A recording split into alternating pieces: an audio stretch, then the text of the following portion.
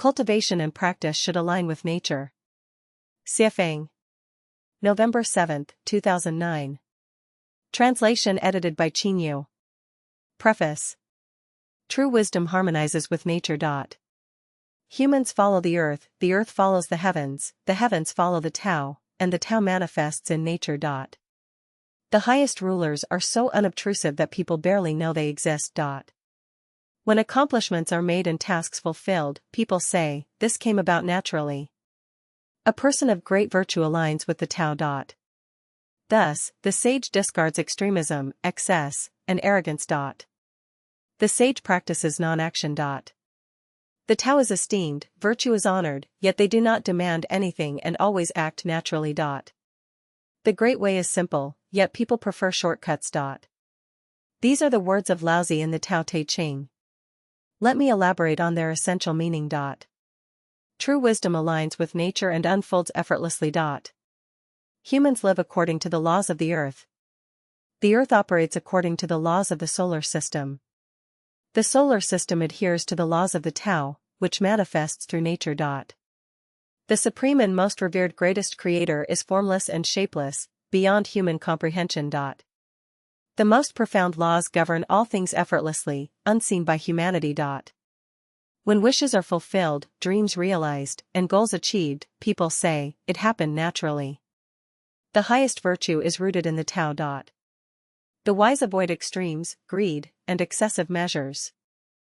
The enlightened live in a state of natural non-action, refraining from forced endeavors. The greatest creator and the sage do not govern through commands, they allow things to follow their natural course. The most wondrous paths are simple, yet people prefer shortcuts.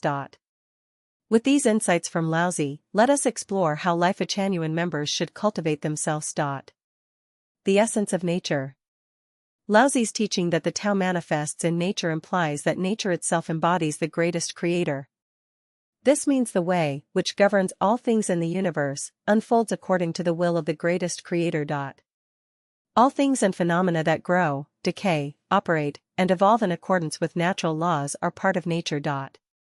If the Tao manifests in nature, then anything that contradicts the natural processes of growth, decay, functioning, and evolution is unnatural and contrary to the way.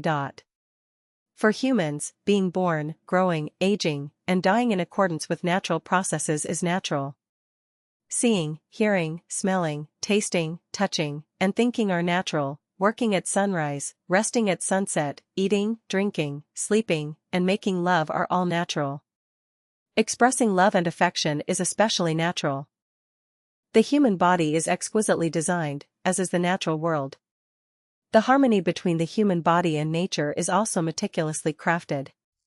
For instance, human ears hear only sounds between 20 and 20,000 Hz because sounds beyond this range could harm us.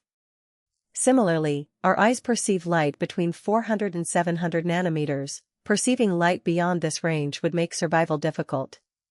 These limitations are not restrictions but protections. Cultivation and practice aligned with nature. To live and cultivate in alignment with nature means to follow the way of the greatest creator. What does this mean? It means living, speaking, and acting according to the design and principles of nature. Eat when it's time to eat, drink when it's time to drink, sleep when it's time to sleep, relax when it's time for leisure, work when it's time to work, and indulge when it's time to enjoy. Why were humans placed on Earth? It is to live honestly and simply as humans, not to seek to become gods, Buddhas, immortals, ghosts, demons, monsters, spirits, dogs, pigs, or any other beings. Our task is to be good humans, to express and perfect human nature. When human nature is perfected, our mission is complete, and we can ascend to the next level.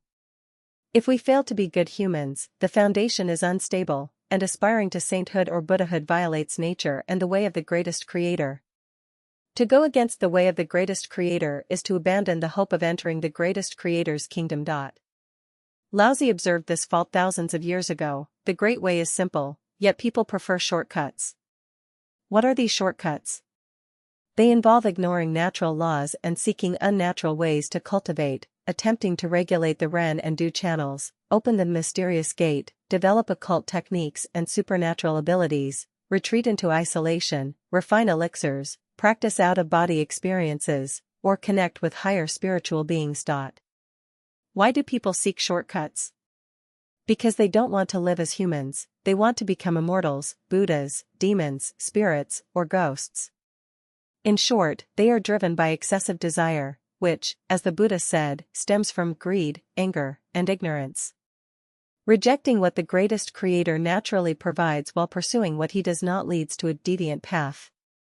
For example, staying awake at midnight to practice certain techniques instead of sleeping, avoiding regular meals to practice fasting or breatharianism, suppressing natural affection between men and women, abandoning joyful communal life to retreat into solitude, abstaining from natural foods like ginger, onions, garlic, and peppers to achieve some imagined pure, fragrant immortal body. All of these go against nature and the way.